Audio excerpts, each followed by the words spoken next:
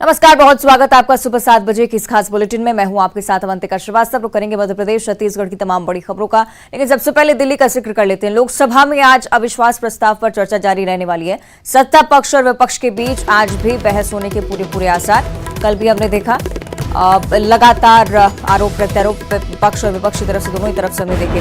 10 अगस्त को प्रधानमंत्री नरेंद्र मोदी जवाब भी देंगे लोकसभा में, और इसी का इंतजार अब देशवासी भी कर रहे हैं।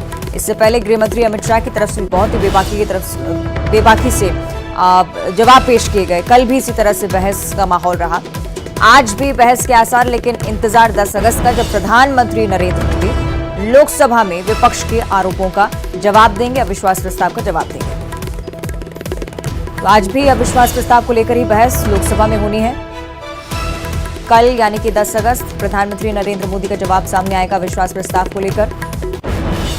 इससे पहले राहुल गांधी के पहुंचने को लेकर भी तमाम चर्चाएं रहीं। सत्ता पक्ष और विपक्ष के बीच तीखी बहस कल भी हुई।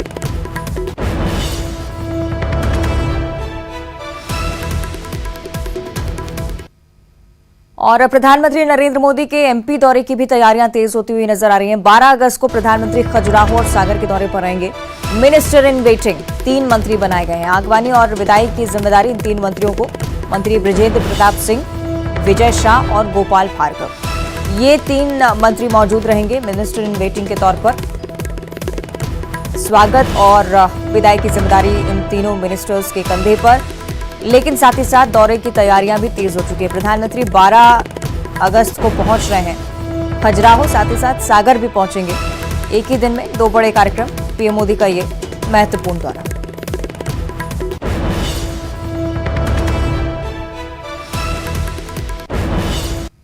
और आज मध्य प्रदेश बीजेपी की तरफ से मेरी माटी मेरा देश अभियान चलाया जाना है। 15 अगस्त तक ये अभियान चलेगा। गांव-गांव तक बीजेपी के कार्यकर्ता पहुंचने वाले हैं। इस अभियान के तहत सरकार की जन कल्याणकारी योजनाओं को पहुंचाना भी मकसद, और साथ ही साथ चुनावी साल है तो आप समझ सकते हैं जब बीजेपी के कार्यकर्ता जमीनी स्तर पर होंगे तो निश्चित ही वोट की अपील भी होगी। तो आज मध्य प्रदेश बीजेपी की तरफ से मेरी माटी मेरा देश अभियान 15 अगस्त तक अभियान तक चलेगा, और उसके बाद आजादी के महोत्सव पर इस अभियान का समापन होना है।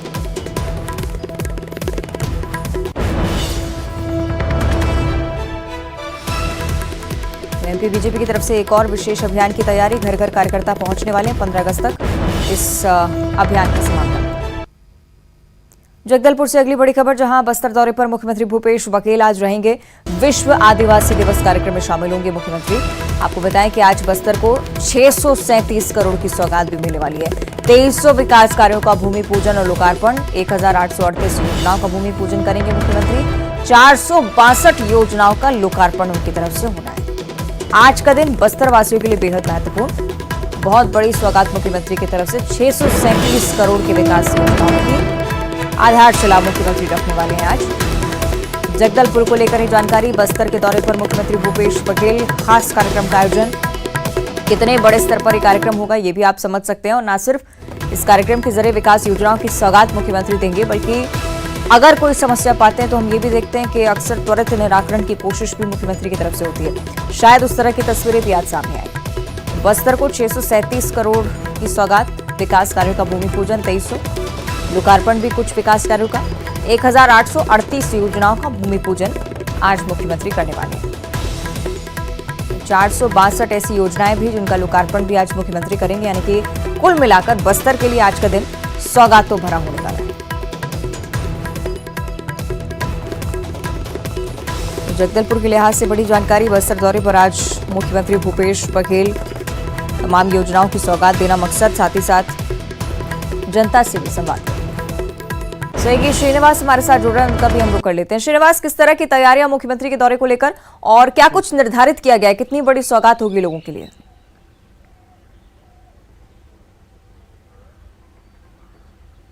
देखिए, आज बस्तर वासियों के लिए काफ़ी खास दिन रहेगा, चूँकि आज 637 करोड़ के विकास कार्य की सौगात मुख्यमंत्री द्वारा दिया जाएगा।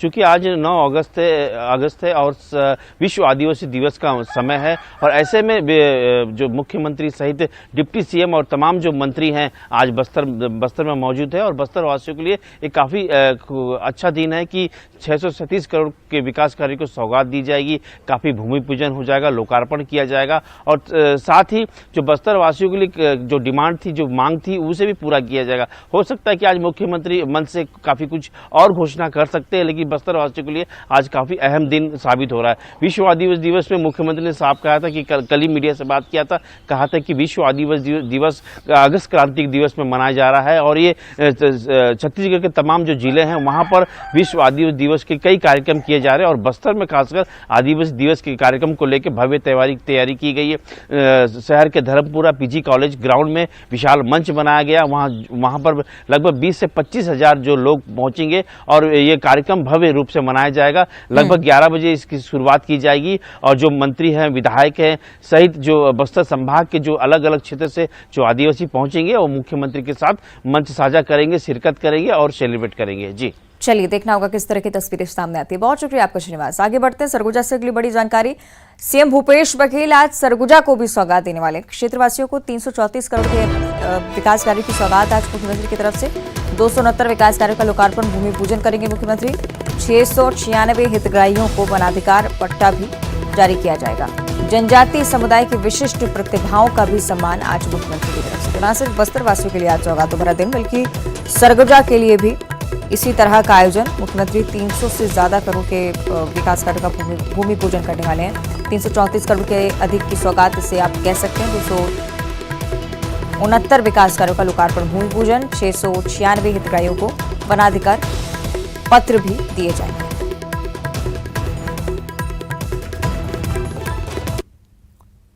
बिलासपुर से अगली बड़ी खबर है। रेल यात्रियों की परेशानी लगातार बढ़ती जा रही है। रक्षाबंधन से पहले कई ट्रेनों को रद्द भी किया जा रहा है, इस तरह का ऐलान सामने आया है, और यात्रियों की मुसीबत एक बार फिर से बढ़ती हुई। आज से 23 अगस्त तक 19 ट्रेनें रद्द रहेंगी। एससीसीआर की मुंबई हावड़ा मेन लाइन में सक्ती स्टेशन यार्ड में रीमॉडलिंग का कार्य होना है।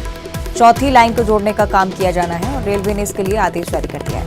23 अगस्त तक 19 ट्रेनें रद्द करने का फैसला रेलवे की तरफ से।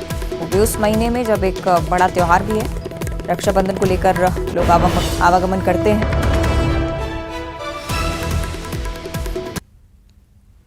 इंदौर से अगली बड़ी खबर, जहां दो गुटों के बीच जमकर मारपीट हुई है। इंदौर के सदर बाजार इलाके की घटना है। दो पक्षों में जमकर मारपीट हुई। मारपीट का वीडियो सामने आया है। सदर बाजार पुलिस मामले की जांच कर रही है। इंदौर की एक घटना, दो गुट आपस में भिड़ गए। किस वजह से विवाद शुरू हुआ था अभी तक स्पष्ट नहीं हो पाया है, लेकिन बहुत जमकर मारपीट हुई। ये तस्वीरें आप देखिए। तस्वीरें सोशल मीडिया पर भी लगातार वायरल हो रही हैं। सदर बाजार पुलिस अब इस मामले की जांच कर रही है कि आखिर किस वजह से ऐसा हुआ है।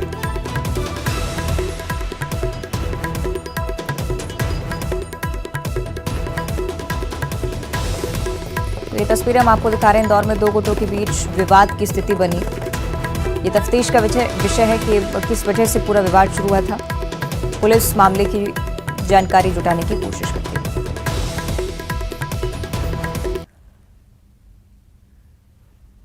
अगली खबर ग्वालियर से, जहां एक पति ने दहेज के लिए दुराचार की सारी हदें पार कर दी। दहेज न मिलने पर पति ने पहले तो पत्नी को प्रताड़ित किया, इसके बाद भी मन नहीं भरा तो उसने पत्नी के साथ बेरहमी से मारपीट की। महिला गंभीर घायल हो गई है। इस मामले में पीड़िता के परिजनों ने एसपी ऑफिस जन सुनवाई में पहुंचकर पुलिस अधिकारियों से मदद की गुहार लगाई है।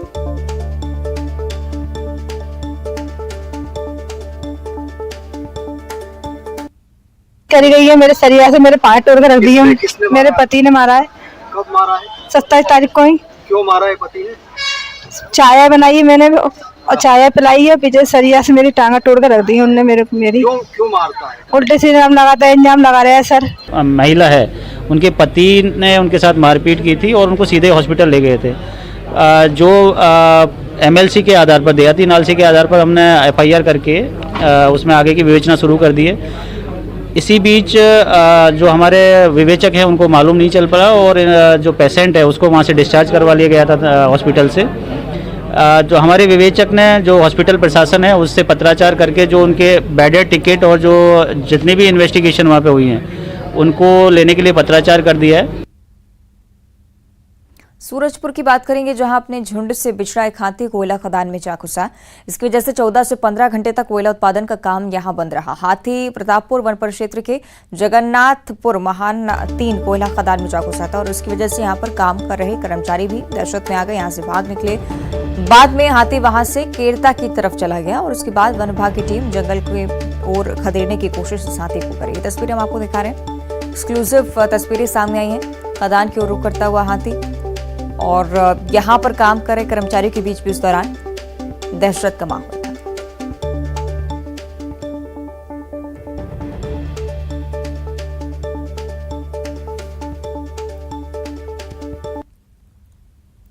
तो जाके देखा तो हाथी घूम ही रहा था, 9 बजे तक बाहर ही नहीं निकल पाया था। फिर जंगल विभाग वाले आए, हमारे अधिकारी भी आए, लेकिन हाथी फिर निकल ही नहीं पाया और इसके कारण ब्लास्टिंग भी नहीं हुआ खदान में, काम भी बाधित रहा इसके कारण, हाथी के कारण पंप भी नहीं चल पाए।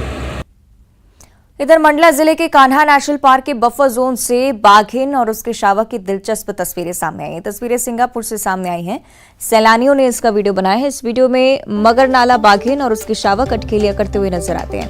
वीडियो में शांत बैठी बाघिन की ओर जब शावक जाता है तो तभी बाघिन शावक पर झपट्टा मारती हुई नजर आती है। इसके बाद शावक और बाघिन थोड़ी देर तक शांत चलते हैं, दोनों फिर अलग हो जाते हैं। शावक फिर एक पत्थर पर जाकर शांति से बैठ जाता है।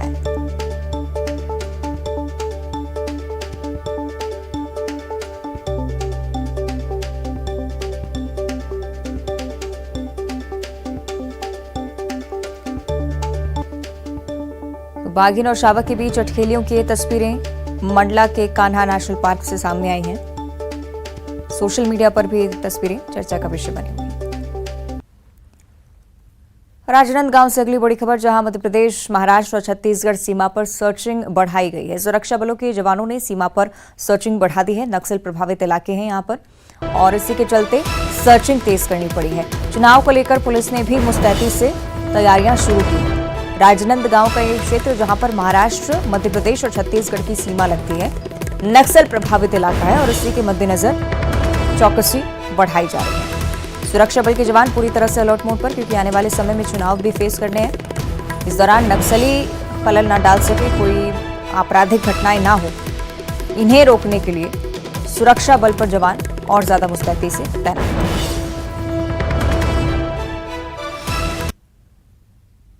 कभी घोर नक्सल प्रभावित जिला रहे सुकमा की तस्वीर धीरे धीरे बदलती भी जा रही है। यही वजह है कि मड़िया रास गांव का एक छात्र गंगा डॉक्टर बनने जा रहा है। सुकमा जिला मुख्यालय से 25 किलोमीटर दूर मड़िया रास गांव में, जहां मुड़िया जाति के 40 घरों की बस्ती है, यहां पर रहने वाला गंगा MBBS की पढ़ाई करने जा रहा है। अनपढ़ माता पिता की संतान गंगा ने पोटा केबिन मुनगा में 5वीं तक की पढ़ाई की। उसके बाद उसका चयन नवोदय विद्यालय में हो गया।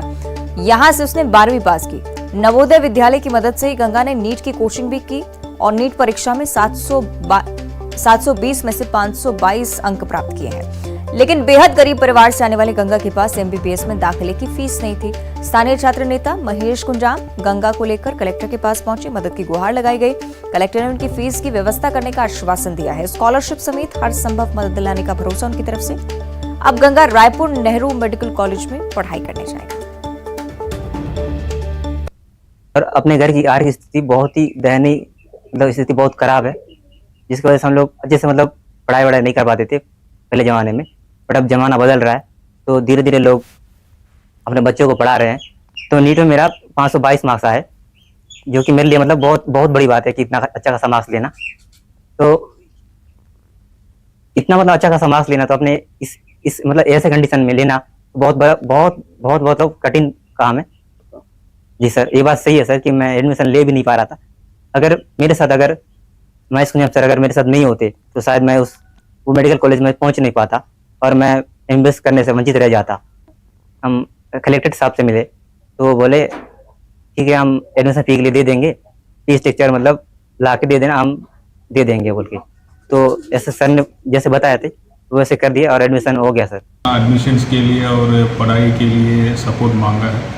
हमने उनको आश्वस्त किया है कि हमारा जिला प्रशासन से उनको आने वाले समय में भी जो भी मेडिकल एजुकेशन संबंधित उनका सपोर्ट रहेगा उसको हम देने के लिए, क्योंकि डिपार्टमेंट में मेडिकल एजुकेशन डिपार्टमेंट से तो उनको स्कॉलरशिप तो मिलेगा, उसके अतिरिक्त उनका जो भी सपोर्ट चाहिए उसको करने के लिए जिला प्रशासन ने हमने उनको कमिटमेंट दी, उसी बेसिस में हम। इधर धमतरी के बेलर गांव में पिछले 7 साल से बना स्टेडियम इस्तेमाल में नहीं होने की वजह से जर्जर हालत में पहुंच गया है। आरएएस विभाग ने साल 2015 से 16 में 51 लाख की लागत से स्टेडियम का निर्माण करवाया था, लेकिन स्टेडियम तक पहुंचने के लिए सड़क का निर्माण करवाना भूल गए। यही वजह है कि यहाँ पर कोई कार्यक्रम नहीं हो पाता है और ऐसे में स्टेडियम जर्जर हालत में है। स्टेडियम के इस हाल पर गाँव के सरपंच से लेकर अधिकारी तक आंख मूंदे बैठे हैं, ना कोई जवाब दे पाता है, ना ही इस ओर कोई कदम उठाया है। मिनी स्टेडियम बनेंगे है बेलर गांव में, जो कि मतलब बहुत दूर पड़ते और वहां जाए पर ना साधन भी नहीं है और रास्ता भी खराब है पूरा। बेलर गांव से करीबन 500 मीटर की दूरी में है। यहाँ खिलाड़ियों को बहुत से परेशानी का सामना करना पड़ रहा है। खेल का एक भी मैदान नहीं है बेलर गांव में और युवा जो खेल में उत्साह दिखाते हैं उसको बहुत पीछे हो जा रहे हैं हमारे ब्लॉक में, ताकि खेल का कोई मैदान नहीं है। जनता के टैक्स से सरकार उनके लिए जनता के लिए संसाधन उपलब्ध कराती है, लेकिन नगरी के बेलर का ये स्टेडियम जो है एक अपने आप में मिसाल है। आज इस स्टेडियम को बने हुए 7 से 8 साल हो चुके हैं, लेकिन आज तक इस स्टेडियम तक पहुंचने का रास्ता ही नहीं बना और यही वजह है कि आज तक इस स्टेडियम के अंदर कोई न खेल का आयोजन हो सका, न किसी तरह के सांस्कृतिक कार्यक्रम का आयोजन हो सका। अब 8 साल में इस स्टेडियम का भवन भी जर्जर हो चला है। लेकिन दूसरी तरफ हैरानी है और दुर्भाग्य की स्थिति कि अब इस मामले में ना कोई छोटा अधिकारी जवाब देने को तैयार है, ना ही धमतरी कलेक्टर को इस बात से कोई मतलब है। धमतरी कलेक्टर ने स्पष्ट कह दिया है कि ये 8 साल पुराना मुद्दा है, इसमें मैं क्या कह सकता हूं। अगर धमतरी के कलेक्टर ही इतने बड़े मुद्दे पर जवाब देने से बचे तो आखिर जिले की जनता और खास तौर पर बेलर गांव के लोग जाएं कहां? ये बड़ा सवाल धमतरी के लिए है और पता नहीं इस सवाल का जवाब कब मिलेगा। अभिषेक पांडे, न्यूज़ 18 धमतरी। और अब कोरबा से अगली बड़ी खबर, जहां तेंदुए ने मवेशी का शिकार किया है। पसान वन क्षेत्र की पूरी घटना, खेत के आसपास लगातार पगमार्ग देखे जा रहे हैं। पगमार्ग मिलने से दहशत में भी है ग्रामीण। वन विभाग ने ग्रामीणों को अलर्ट रहने के लिए कहा है, सावधानी अपने स्तर पर ही बरतें। ये तस्वीरें आप देखिए, कोरबा से ये तस्वीरें सामने। गुरेला पिंडरा मरवाही जिले के दानी कुंड में विशालकाय अजगर के मिलने से हड़कंप मच गया। 8 फीट लंबा अजगर घर के सामने खंबे पर चढ़कर बैठा था। खबर फैलते ही ग्रामीणों की भीड़ जमा हो गई। इसके बाद रेस्क्यू टीम को बुलाया गया और इस अजगर को जंगल में सुरक्षित छोड़ा गया।